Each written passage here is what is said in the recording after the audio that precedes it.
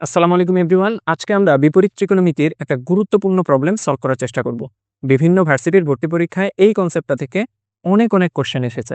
Normal নিয়মে solve করতে গেলে এটা অনেক সময় সাপেক্ষ ব্যাপার। কিন্তু আমরা যদি এই সিম্পল ট্রিক্সটা জেনে রাখি তাহলে কিন্তু খুব অল্প সময়ের মধ্যে আমরা এই প্রবলেমটা সলভ করে ফেলতে পারবো। প্রথম প্রবলেমটার দিকে আমরা যদি একটু লক্ষ্য করি তাহলে এখানে একটা পাওয়ারযুক্ত ত্রিকোণমিতিক ফাংশন থাকবে এবং এটার সাথে গুণ অবস্থায় থাকবে একটা বিপরীত ত্রিকোণমিতিক ফাংশন। তো এই ধরনের ফাংশনের ক্ষেত্রে আমাদের যেটা করণীয় জাস্ট আমরা খেয়াল রাখবো এখানে একটা পাওয়ার থাকবে এবং বিপরীত ত্রিকোণমিতি ফাংশন থাকবে। লক্ষণীয় বিষয় হচ্ছে এখানে যেই বিপরীত ত্রিকোণমিতিক ফাংশনটা থাকবে পাওয়ারযুক্ত ফাংশনটাও কিন্তু ঠিক তাই থাকতে হবে। অর্থাৎ এখানে যদি কজ ইনভার্স থাকে বাইরে কজই থাকতে হবে। এখানে সাইন থাকলে এখানে সাইন। ঠিক তখনই আমরা জাস্ট এই ট্রিক্সটা অ্যাপ্লাই করতে পারবো।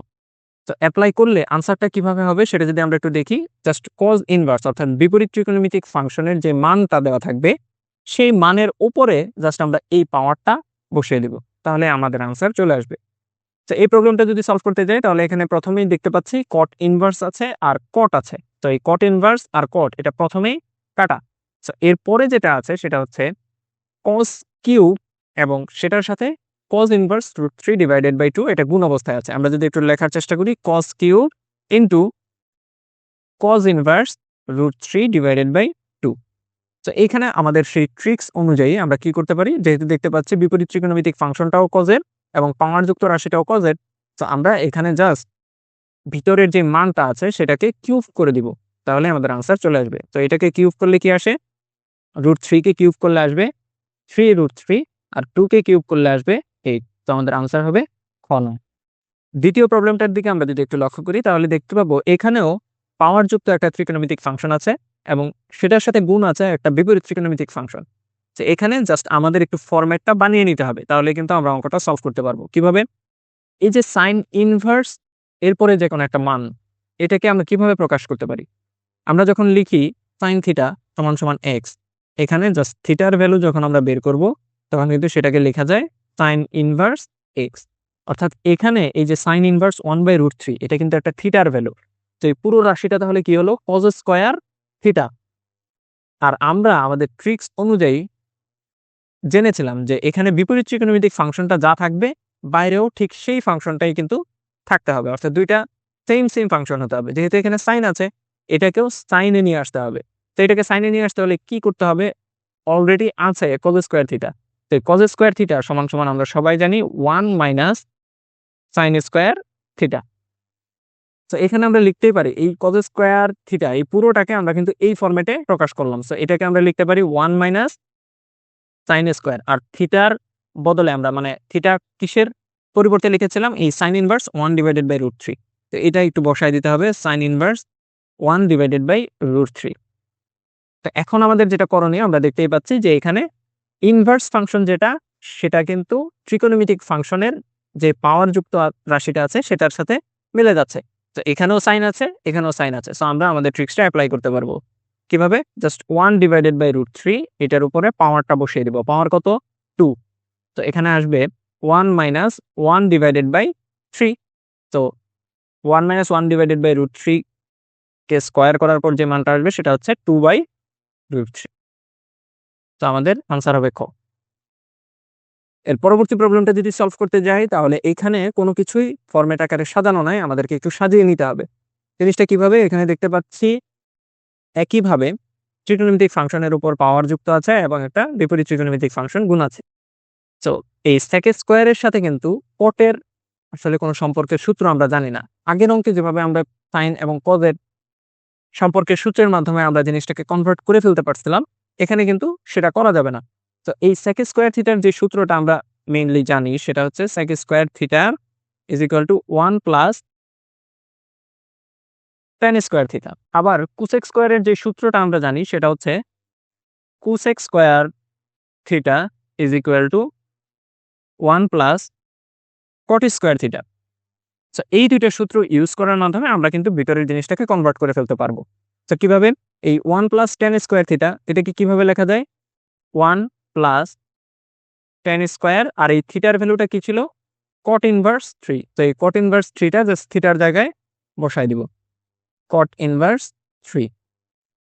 এরপরে মাঝখানে একটা প্লাস আছে, তো প্লাস বসিয়ে দিলাম এবং এইখানে আছে 1 প্লাস কট স্কোয়ার থিটা, তো 1 প্লাস কট স্কোয়ার থিটা।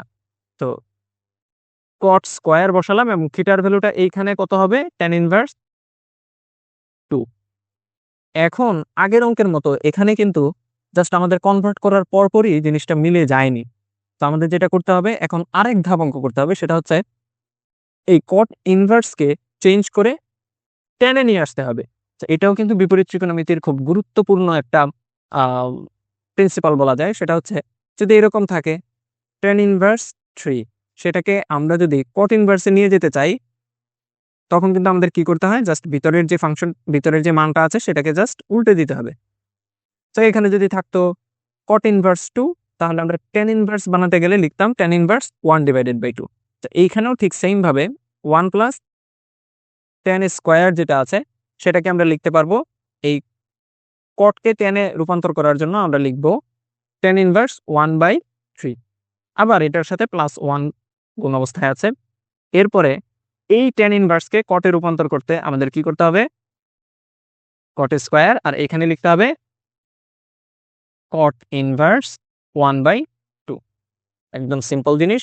তো আমরা এই জিনিসটাকে যেটা করতে পারি, 1 প্লাস এই জায়গায় আমাদের ফর্মুলাটা ইউজ করতে পারি বা ট্রিক্সটা অ্যাপ্লাই করতে পারি। সেটা কি, বাইরে আমাদের পাওয়ারযুক্ত ফাংশন এবং ভিতরে ঠিক সেম ফাংশনটারই ইনভার্স আছে। তো আমরা যেটা করতে পারি, জাস্ট এই মানটাকে নিব এবং যে পাওয়ারটা আছে সেটা বসিয়ে দিব উপরে।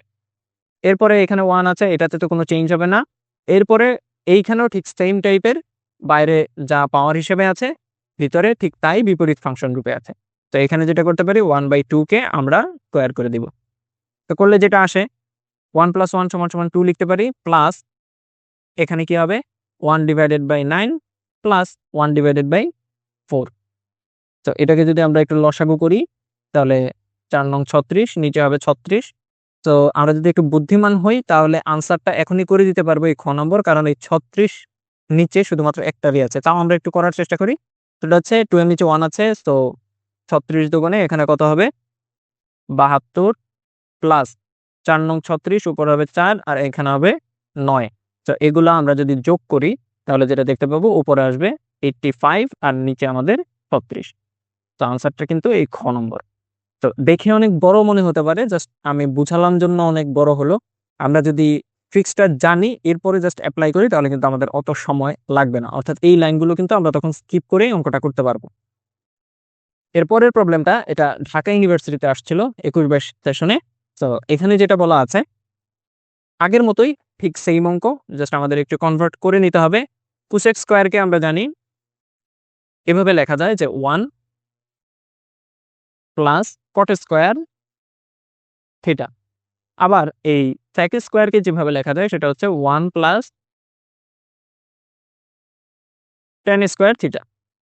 তো এই জিনিসটাকে জাস্ট আমরা কনভার্ট করে কিভাবে লিখতে পারি, 1 প্লাস এখানে যেহেতু কট স্কোয়ার আছে, তো আমরা এই কট স্কোয়ার থিটা বাইরে রাখবো এবং ভিতরে যেহেতু আমরা দেখতে পাচ্ছি tan ইনভার্স 1/2 আছে, তো এই tan ইনভার্স 1/2 কে আমাদের কটে নিয়ে যাইতে হবে। সো কটে নিয়ে গেলে এখানে থাকবে জাস্ট 2। তো এই 2 এর উপর আমরা যদি স্কোয়ার দিয়ে দিই তাহলে কিন্তু আমাদের আনসার চলে আসবে। এই অঙ্কটার ক্ষেত্রে মাঝখানে মাইনাস আছে, এই মাইনাসটা এখানে বসালাম এবং এখানে 3 গুণ অবস্থায় আছে, তো এটা কিন্তু কমন হিসেবে থাকবে। এরপর 1 প্লাস tan স্কোয়ার থিটা, ভিতরে আছে কি কট ইনভার্স √3। তো কট ইনভার্সকে আমাদের টেনে নিয়ে যেতে হবে, টেনে নিয়ে গেলে 1/√3 থাকবে। তো 1/√3 যেহেতু, তাই আমরা এটাকে কি করব, আগে একটা 1 আছে, এই 1টা বসিয়ে নিলাম, প্লাস করলাম 1/√3, এটার উপরে পাওয়ার কত যাবে স্কোয়ার। তো 1/√3 এটার যদি স্কোয়ার করি তাহলে আনসার আসবে 1/3। তো এখান থেকে আমরা যেটা করতে পারি সেটা হচ্ছে 1 প্লাস 4, আর এখানে কত হবে -3 এর সাথে 1 গুণ করলে -3, আর প্লাসে মাইনাসে এখানেও মাইনাস হয়ে যাবে, 3 3 কাটা যাবে, জাস্ট 1 থাকবে। তো এইখান থেকে আমরা যেটা আনসার পাবো সেটা হচ্ছে জাস্ট 1, ক নং হবে আনসার। তো আমরা কিন্তু এটা একটু শর্টকাটে আমরা অঙ্কটা করার চেষ্টা করেছি, সবগুলো ফর্মুলা একবারে ভেঙে না লিখে। তো পরীক্ষার হলে কিন্তু আমাদের এটা খুব কাজে দিবে যদি আমরা একটু ট্রিক্সটা জানি এবং বারবার প্র্যাকটিস করি, তাহলে কিন্তু আমরা মুখে মুখে অঙ্কটা করে ফেলতে পারবো। তো ধন্যবাদ সবাইকে ভিডিওটা সম্পূর্ণরূপে দেখার জন্য। সামনে আশা করি এ ধরনের আরো অনেক গুরুত্বপূর্ণ ট্রিক্স সহ ম্যাথ নিয়ে আসতে পারবো। সে পর্যন্ত সবাই ভালো থাকবেন, সুস্থ থাকবেন। আসসালামু আলাইকুম।